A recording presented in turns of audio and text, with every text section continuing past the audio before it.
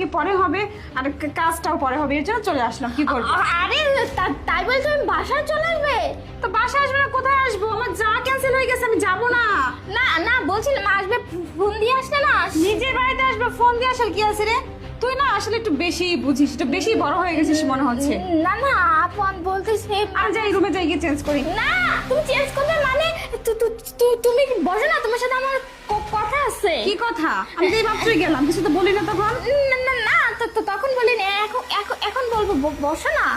আরে আমি যখন বাইরে গেলাম তখন তো তুই কিছু বলি না, এখন তো কি কথা? আমি চেঞ্জ করে আসি। আরে শোনো না, বলছিলাম চেঞ্জ তো পরে করতে পারবো, তুমি তো মাত্র অফিস থেকে আসলে তাই না? আমি তো যাইনি, তাহলে মাত্রই আসলাম কি? আমি তো বাড়ি থেকে ঘুরে আসছি, আমার ফোনে একটা মেসেজ আসলো যে আজকে আমাদের ক্যান্সেল, মানে কাজটা হচ্ছে না, ক্যান্সেল হয়ে গেছে, এর জন্য ফিরে আসতে বাধ্য হলাম, বুঝিস না? আবার পরে যাবো, তা এখন আমার কি আছে? আমি এরকম আছে, এরকম একটু ইয়াটা হয়ে যাই। ঠিকই বলছো। আচ্ছা, তোর চেহারাটা এরকম লাগতেছে কিসের জন্য? না না আমি মানে রুমে কাজ করতেছিলাম তো এই জন্য এরকম লাগতেছে। রুমে কাজ করতেছিলি? তোকে দেখে তো মনে হচ্ছে তুই খুব নার্ভাস ফিল করতেছিস। আমি চলে আসাতে তোর খুব অসুবিধা হয়ে গেছে। না না না এরকম কোনো কিছুই না। এরকম কোনো কিছু না। আচ্ছা, তোর উপর আমাকে একটা ছেলে মানুষের পারফিউমের গন্ধ পাচ্ছি। আপু ওই যে আমার একটা ফ্রেন্ড গিফট করছিল তো ওটাই আমি সরিয়ে দিছি। কই না তো। আর তুই তো ছেলে মানুষের পারফিউম কেন ব্যবহার করিস? না ওই ও আমার ফ্রেন্ড গিফট করছিল। কোন ফ্রেন্ড? এই ফ্রেন্ড? কাম না না এটা আমার ফ্রেন্ড হবে কেন? খুব সুন্দরই আছে। এত সুন্দর একটা বয়ফ্রেন্ড জুটাইছিস, বললেই হতো বিয়ে দিতাম। ঘরের মধ্যে নষ্টমি করার কি দরকার ছিল?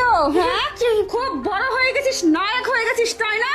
যে ঘরের মধ্যে একটা ছেলে নিয়ে এসে নষ্টমি করতেছিস আর আমাকে ভুলভাল বোঝানোর চেষ্টা করতেছিস তাই না? তুই কি ভাবছিস আমি কিচ্ছু বুঝি না, ঘাসে মুখ দিয়ে চলে? আমি মোটটা কথা মনে রাখিস, আমি কিন্তু তোর থেকে বয়সে বড়, তোর বড় বোন, এটা ভুলে গেলে চলবে না। আমার বাড়িতে থাকবে, আমার বাড়িতে খাবি, আর আমার বাড়িতে নষ্টমি করবি, এগুলো হবে না। আমি আজকে বাবা মাকে বলে লাফাঙ্গা ছেলেটার সাথে তোর বিয়ে দেওয়ার ব্যবস্থা করবো। দেখবো বিয়ে করার পর ও তোকে কি খাওয়ায়। দেখে তো মনে হচ্ছে না কোনো কাজকর্ম করে, দেখে তো মনে হচ্ছে পুরো নেশাখোর গাঁজাখোর সব এই ছেলেটা। এই তোকে কিভাবে ভাত কাপড় দে আমিও দেখবো। তোর বিয়ের খুব পাকনা গজাইছে তাই না? রুমের মধ্যে ছেলে নিয়ে এসে তুমি খুব বড় হয়ে গেছো।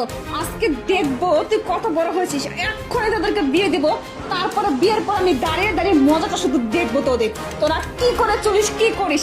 আর বাবা মাকে বলবো যত সয় সম্পত্তি সব কিছু